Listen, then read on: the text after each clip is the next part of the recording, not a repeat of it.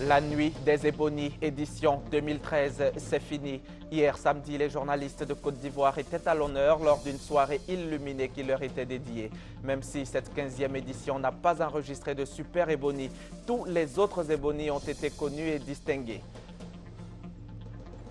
Dans ce journal, nous irons également à Yamoussoukro où s'est tenu récemment le congrès des étudiants en agronomie et sciences associées sur le thème « Libérons le potentiel de l'agriculture familiale africaine pour une alimentation souveraine et bon développement territorial durable ». Et puis l'actualité, c'est aussi la Centrafrique où les violences continuent de faire des morts qui se chiffrent aujourd'hui à près d'1 millier. Dans ce journal, vous verrez la cérémonie d'inhumation des soldats du Congo-Brazzaville tués à Bangui. Voilà pour le sommaire. Mesdames et messieurs, bonsoir et bienvenue si vous nous rejoignez sur RTI 1 pour cette autre demi-heure d'information.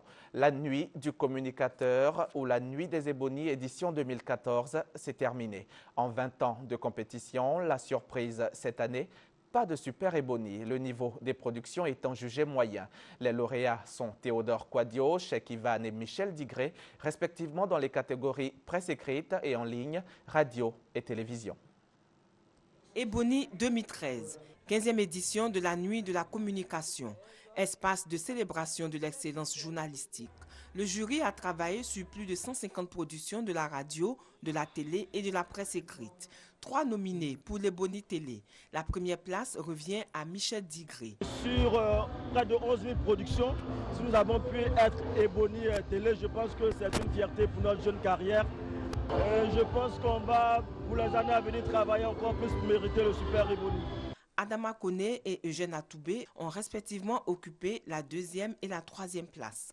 À la radio, 2 nominés, Flora Balo de Radio Côte d'Ivoire et Cheikh Ivan de Radio Nostalgie, qui est l'Ebonies radio. Dans la presse écrite, 3 nominés. Théodore Quadio de Fratmat Info et l'Ebonies 2013. Emmanuel Kwasi et Alexandre Lebel occupent les 2e et 3e places. Les prix sectoriels habituels ont été reconduits. Pour le jury de l'édition 2013, le niveau baisse d'une édition à une autre. Et pour cause, pas de super Ebonies cette année. Le super Ebonies récompense le meilleur d'entre les meilleurs. Le prix Ebonies est donc la mesure, l'une des bonnes mesures possibles de notre professionnalisme, de nos rapports à ce métier difficile dont on ne parle généralement que de la noblesse, en oubliant combien il est exigeant et combien il en appelle à la responsabilité sociale du journaliste. C'est une excellente décision parce que depuis longtemps nous déplorons la baisse du niveau de notre presse et c'est bien que le jury ait décidé de ne pas consacrer la médiocrité. Le parrain de la cérémonie, Ahmed Bakayoko, le directeur général du journal Le Monde et le président de la Fédération internationale des journalistes ont tour à tour mis l'accent sur une presse professionnelle afin de rehausser la qualité des médias en Côte d'Ivoire. Pour le président de l'UNJCI, Moussa Traoré, sa structure montre chaque jour des signes de maturité.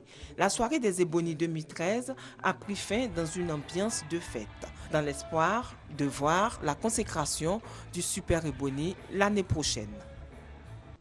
Vive donc la soirée Ebonies 2014. C'était un reportage de Patricia Omouetia.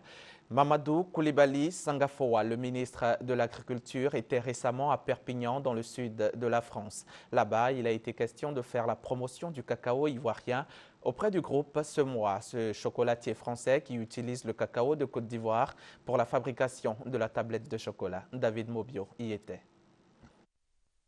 Le nouveau centre d'expertise cacao et chocolat du groupe français Semois, inauguré en présence du ministre ivoirien de l'Agriculture, a été marqué par une conférence de presse, au cours de laquelle Mamadou Koulibaly Sangafoa, parrain de la cérémonie d'inauguration, s'est prononcé sur les investissements du chocolatier français en Côte d'Ivoire et sur sa contribution dans la promotion du secteur agricole ivoirien en général. En 2012, le groupe Semois est le premier transformateur à développer une offre commerciale spécifique au marché ivoirien à partir du cacao produit localement. De plus, en 2012, le groupe Semois a inscrit le projet PAS dans le programme national d'investissement agricole de notre pays. Je voudrais remercier et féliciter donc le groupe pour son action dans la mise en œuvre du PENIA. Par cette action, il témoigne de l'intérêt que le groupe accorde au vaste programme de relance du secteur agricole engagé par son Excellence Alassane Ouattara, président de la République de Côte d'Ivoire. Sachez que depuis les années 70, le groupe Semois sélectionne les meilleures fèves de cacao en Côte d'Ivoire pour la fabrication de différentes tablettes de chocolat et autres produits de consommation. C'est un processus de fabrication qui commence ici à Abidjan. Donc, tout le travail que fait Semois est un travail d'intégration de bout en bout, depuis les plantations, le contact avec les coopératives, le contact avec les planteurs, pour leur permettre de développer un cacao aromatique de qualité. Ce cacao, nous le valorisons dans un premier temps à Abidjan et nous finissons donc la fabrication des tablettes de chocolat en France. Cette implantation à Abidjan a permis au groupe français de développer une origine Côte d'Ivoire premium. Il s'agit d'un cacao aux qualités aromatiques exceptionnelles pour la fabrication de tablettes de qualité, comme cette tablette spécialement fabriquée pour le président du premier pays producteur mondial du cacao. Son Excellence Alassane Ouattara, président de la République de Côte d'Ivoire, en remerciement de vos efforts pour la filière cacao, je suis honoré de vous faire parvenir une tablette de chocolat 100% cacao de Côte d'Ivoire. Du chocolat pour le chef de l'État en cette fin d'année 2013, mais surtout du travail pour les Ivoiriens en 2014 par la construction d'une usine de fabrication de chocolat en Côte d'Ivoire par le groupe français. Après Perpignan, le ministre de l'Agriculture s'est rendu à Paris où il a eu une séance de travail avec son homologue français Stéphane Le Foll. Les échanges ont porté sur la relance du Sahara, le salon de l'agriculture et des ressources animales, la création de centres de formation professionnelle agricole et la sécurité alimentaire. On reste dans le domaine de l'agriculture, mais cette fois-ci en Côte d'Ivoire, pour parler de la mise en place de la nouvelle formule dénommée l'Intercoton, qui a vu le jour à l'issue d'une assemblée générale constitutive. Quelle est l'importance de cette nouvelle structure? Quels sont les objectifs visés par la création de ce nouveau cadre de concertation entre producteurs de coton? Élément de réponse dans ce reportage de Noël Niagno. Avec la réforme des filières coton et anacarde, l'Intercoton doit compter en son sein tous les acteurs de la chaîne des valeurs, producteurs, égreneurs, filateurs, triturateurs. Une assemblée générale extraordinaire constitutive de cette nouvelle Intercoton s'est tenue. Les tests conséquents ont été adoptés et un président a été élu, Thio Lassina. Il s'est fixé pour objectif augmenter la production et permettre ainsi aux usiniers de tourner à plein régime et procurer des emplois aux Ivoiriens. L'année prochaine, nous prévoyons au moins entre 400 000 et 450 000 tonnes. Je pense que c'est déjà important. À cela, il faut ajouter que la transformation de la fibre de coton ici en Côte d'Ivoire, il faut permettre à ces industries, notamment Gonfreville, Utexi, Cotivo, de pouvoir redémarrer dans un processus aujourd'hui qui puisse leur permettre de pérenniser en fait cette activité. À chaque étape, c'est des Ivoiriens qui gagnent du travail et ça c'est beaucoup important. La filière coton, c'est plus de 2 millions d'acteurs, 10 usines d'égrenage et un chiffre d'affaires de plus de 150 milliards de francs CFA. La Côte d'Ivoire peut-elle s'autosuffire en riz à partir de 2016? Combien de tonnes de riz la Côte d'Ivoire produit-elle chaque année? La réponse du directeur général de l'Office national de développement de la riziculture, Yacouba Dambélé. Aujourd'hui, nous sommes partis d'une production de 700 000 tonnes en 2010. En 2012, nous avons atteint 984 000 tonnes. Et notre objectif pour cette année 2013 est de finir l'année à environ 1,3 million, 400 000 tonnes. Nous avons une première phase qui veut que nous soyons autosuffisants en 2016, avec environ 1,9 million de tonnes. Ça, c'est la première phase. La deuxième phase, 2016-2018, nous devons consolider cette autosuffisance par la mise en place de ce qu'on appelle les stocks régulateurs et et des stocks de sécurité. Et la troisième phase, à partir de 2018, la Côte d'Ivoire doit être exportateur net de riz pour satisfaire notamment les besoins en riz des pays de la sous-région. C'était un extrait du Dimanche Magazine.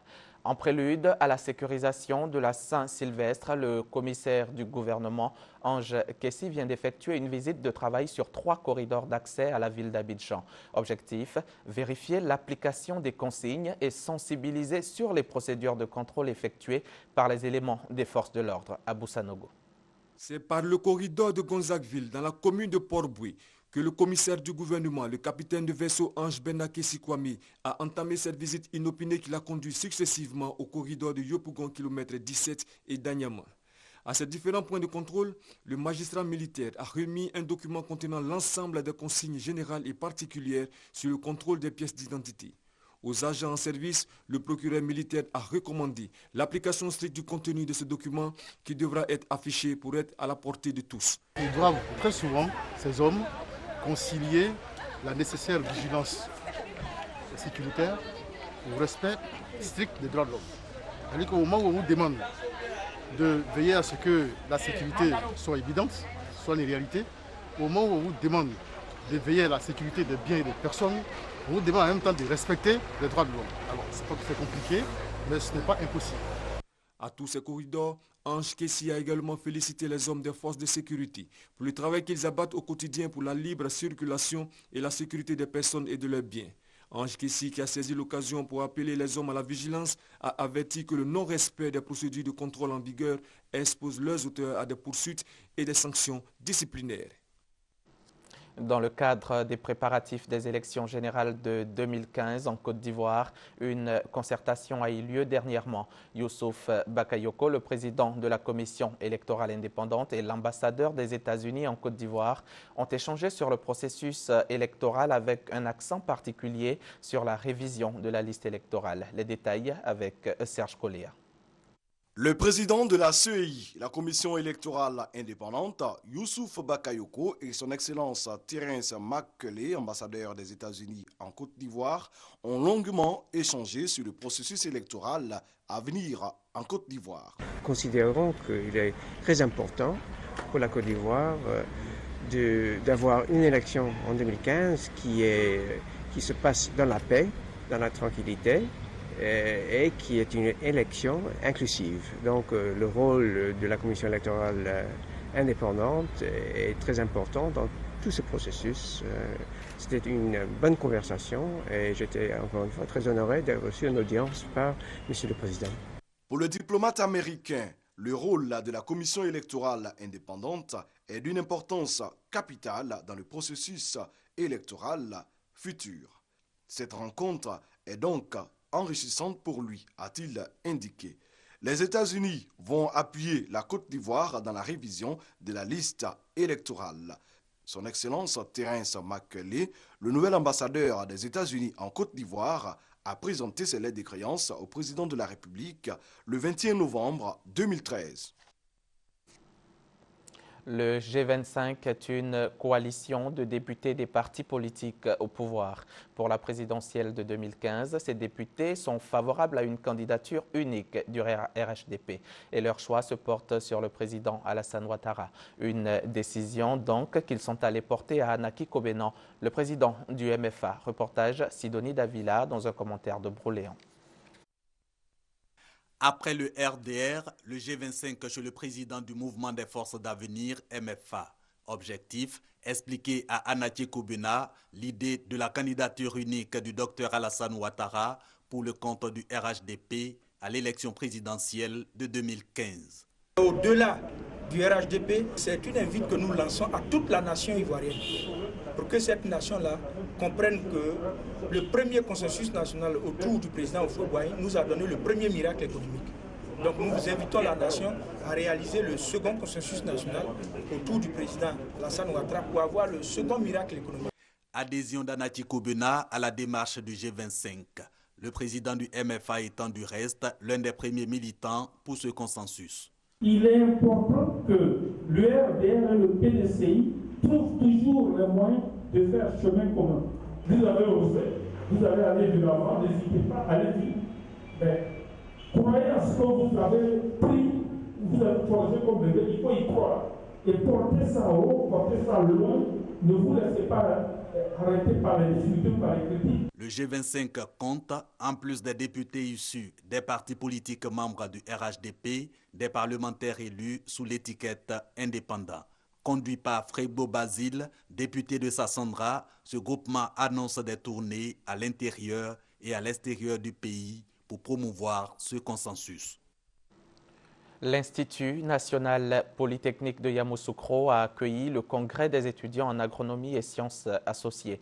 Un congrès donc qui s'est tenu sous le thème « Libérons le potentiel de l'agriculture familiale africaine pour une alimentation souveraine et un développement territorial durable ». C'est un reportage de nos confrères de RTI Boaké.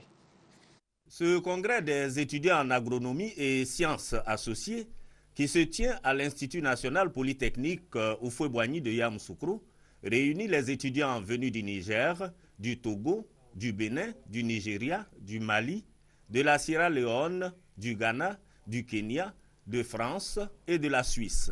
Cette rencontre est une plateforme d'échange, de connaissances et d'expériences pour le développement de l'agriculture familiale en Afrique. Nous sommes premiers producteurs de café cacao, alors que les exploitations moyennes sont de 2 à 3 hectares. Et donc vous voyez un peu le rôle et la force que peut impulser l'agriculture familiale dans le développement économique de nos pays. C'est pour nous une occasion de pouvoir faire un partage d'expériences, des difficultés, des défis qu'il y a dans tous les pays africains et déjà d'être conscient, de pouvoir prendre un engagement ferme, de développer notre pays en matière d'agriculture. Bel exemple de coopération dans le domaine agricole pour une alimentation souveraine et un développement durable. Son Excellence Anil Kumar Charan, l'ambassadeur de l'Inde en Côte d'Ivoire, a reçu en sa résidence les bénéficiaires des bourses d'études de son pays. Ceux-ci ont présenté les avantages des formations reçues en Inde. Ils ont surtout partagé leurs expériences. C'était le vendredi 27 décembre dernier et Sidonie Davila y était pour RTI 1. Chaque année, près de 100 professionnels sont pris entièrement en charge par l'État indien pour une formation high-tech, Indian Technical and Economic Corporation. L'importance de cette formation, dont la période minimum est de 2 mois, est de permettre à ces personnes de se perfectionner dans leurs différents secteurs d'activité. C'est le cas d'Elvis Kra, analyste financier, évaluateur de projets au Bénin, ainsi que plusieurs autres de ses camarades qui, une fois de retour, continuent de mettre leurs compétences au service de la nation. J'ai eu donc l'opportunité de me rendre en Inde pour suivre une formation dans le cadre de ce qu'on appelle le SME Banking and Financial Services. C'est un nombre de choses qui, normalement, doivent nous permettre d'accompagner le programme de gouvernement, c'est-à-dire l'atteinte de l'émergence de la Côte d'Ivoire. Étant donné que je travaille au ministère du Tourisme, nous avons appris beaucoup de choses que nous devons mettre en pratique au ministère du Tourisme. Le tourisme interne surtout est protéger la faune et la flore. Les Indiens ont bien compris et je pense que nous allons le mettre en pratique pour l'avancement du tourisme en Côte d'Ivoire. En l'honneur de tous ces récipiendaires, comme il est de coutume au programme de l'ambassadeur, un dîner de réception pour partager leurs expériences et les avantages liés à ces formations. Cette action, qui touche à l'avenir de la Côte d'Ivoire, est à mettre à l'actif du renforcement de la coopération entre l'Inde et la Côte d'Ivoire. Une coopération qui se veut avant-gardiste, a souligné le directeur de la coopération bilatérale du ministère des Affaires étrangères, Kofi Fana Théodore. Le reportage de Sidonie Davila était commenté par Fatou Fofana. Force 2015, c'est la Fédération des organisations républicaines pour la cohésion et l'émergence en 2015. L'organisation vient de faire un don de vivres et de non-vivres à l'ONG Lobus Action, une autre organisation qui, elle, lutte contre le handicap. La cérémonie a eu lieu à Sangombraté, une occasion pour la Force 2015 de sensibiliser les populations de cette localité à la paix et la cohésion. Des vivres et non-vivres pour soutenir l'ONG Lobus Action, engagée dans la lutte contre toute forme de handicap. C'est un don de la Fédération des organisations républicaines pour la cohésion et l'émergence 2015, Force 2015, dirigée par Charles Niaouri.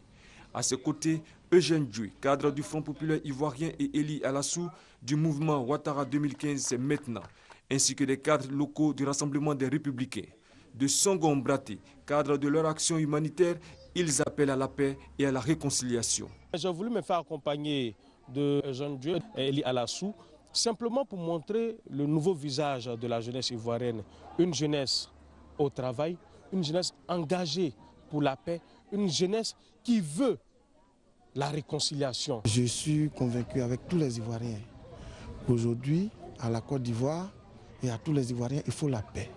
Il faut la paix, il faut la réconciliation, il faut la cohésion sociale. Et donc là où on parle de la paix, je suis là. Absent de la cérémonie de don du fait d'un sévère handicap, le fondateur de l'ONG Lobus Action a reçu le réconfort des donateurs. Beugre Loba Gilles a dit à ses bienfaiteurs sa détermination à œuvrer pour la cause des handicapés. J'ai un grand ennemi. L'ennemi, c'est la polio. C'est la polio qui a fait qu'aujourd'hui, j'étais resté au soleil là, en tant que vous êtes là-bas. Mais cet ennemi, aidez-moi à le combattre. Ce que je souffre, je ne veux pas qu'un enfant sur cette terre souffre de cela. Fraternité, solidarité et entraide, 3 valeurs chères à Force 2015 se sont encore affirmées à Songon Mbraté. C'était un reportage de Guy Roger Nguessan et Abou Sanogo. L'ONG Servir de son côté vient de sacrifier à sa tradition annuelle.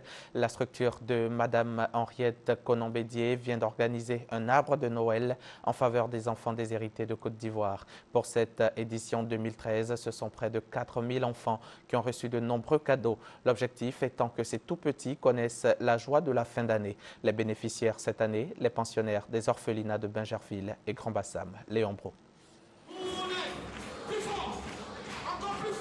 Henriette Konan-Bédié accueillie en camp samaritain par les pensionnaires des orphelinats de garçons de Bingerville et de filles de Grand Bassam. Normal pour ces tout petits sans père ni mère, la présidente fondatrice de l'ONG Servir vient dissiper leur angoisse. Ils forment la première vague des 4000 enfants déshérités issus des centres sociaux, des quartiers précaires ou de parents dialysés, cible des cadeaux de fin d'année de la part de Servir.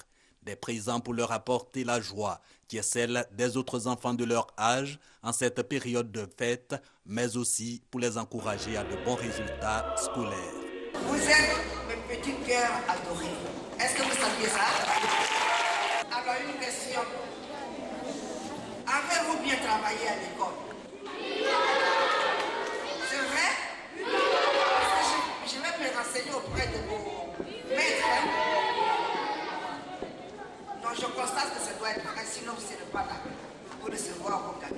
Assister les enfants déshérités, sens du don de Madame Henriette Konan-Bédié, la présidente fondatrice de l'ONG Servir, y parviendra comme à ses habitudes lorsqu'il s'agit d'égayer les personnes qui en ont le plus besoin.